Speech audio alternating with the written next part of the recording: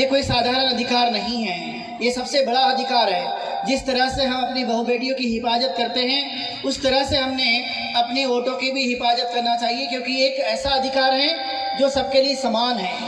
कैसे समान है?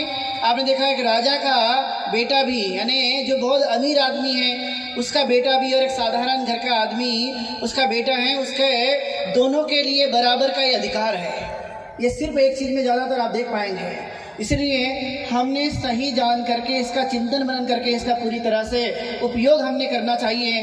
यदि ऐसा किया तो आप भी इस जगह में अपनी शासन सत्ता स्थापित करके सब लोगों के जीवन में कुछ न कुछ बदलाव ला सकते हैं। ये उदाहरण साबित किया गया, और इसलिए क्योंकि महापुरुष भी इसके लिए लड़ाई करते रहते थे, और जब लड़ाई करते थे तो हमने निश्चित रूप से ये काम करना चाहिए। इसलिए इनको आयरन लेडी भी कहा गया।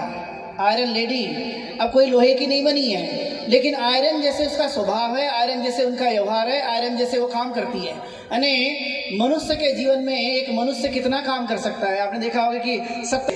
इसलिए टूटे हुए को हमने एक करना है, इसलिए उन्होंने देखा होगा बहुजन की संकल्पना लाई थी, और इसलिए इस आंदोलन को तेजी के साथ में हमने पूरी तरह से साथ देना चाहिए।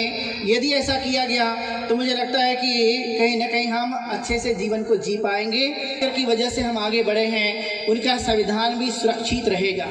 इसलिए आपने देखा होगा कि कम से कम 30 साल तक तो हमारे देश में संविधान को छेड़ने के लिए या संविधान को बदलने के लिए कोई भी सोचता नहीं था, जब इस देश में पावर था। लेकिन अब धीरे धीरे ख़त्म होते जा रहा है, तो वो लोग विचार भी कर रहे हैं। इसलिए हम सब लोगों ने विचार और हिम्मत के साथ में पूरी तरह से काम करना चाहिए। आपके नामांकन की बात तो करो, 17 साल नामांकन का आंदोलन चलाने वालों का क्या हश्र हुआ।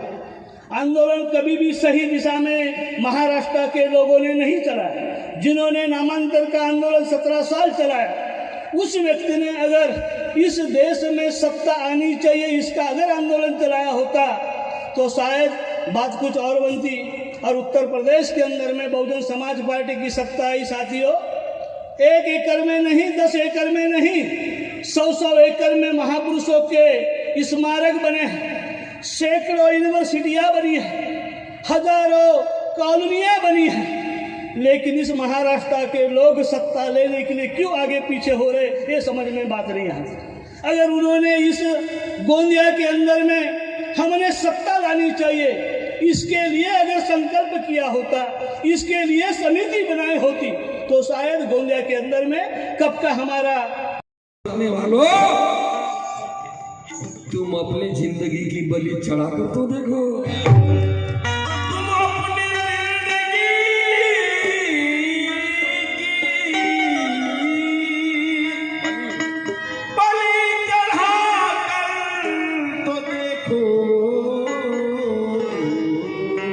तो इसलिए तो कहता हूँ, और ये जीवन किया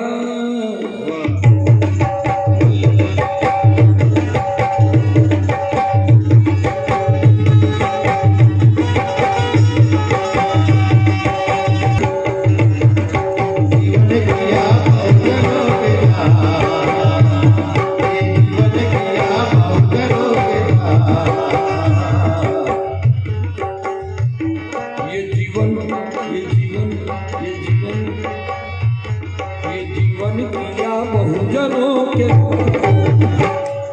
धन्य है मान्यवर का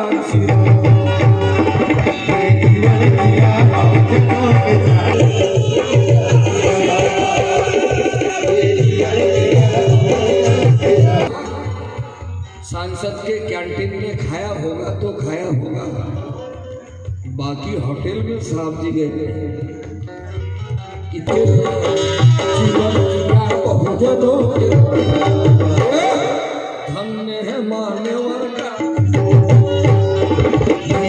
ऐसे ही ताज़ा खबरों के लिए हमारे चैनल को सब्सक्राइब करें और बेल आइकन दबाना ना भूलें। उसी के साथ फेसबुक और इंस्टाग्राम अकाउंट को भी फॉलो करें।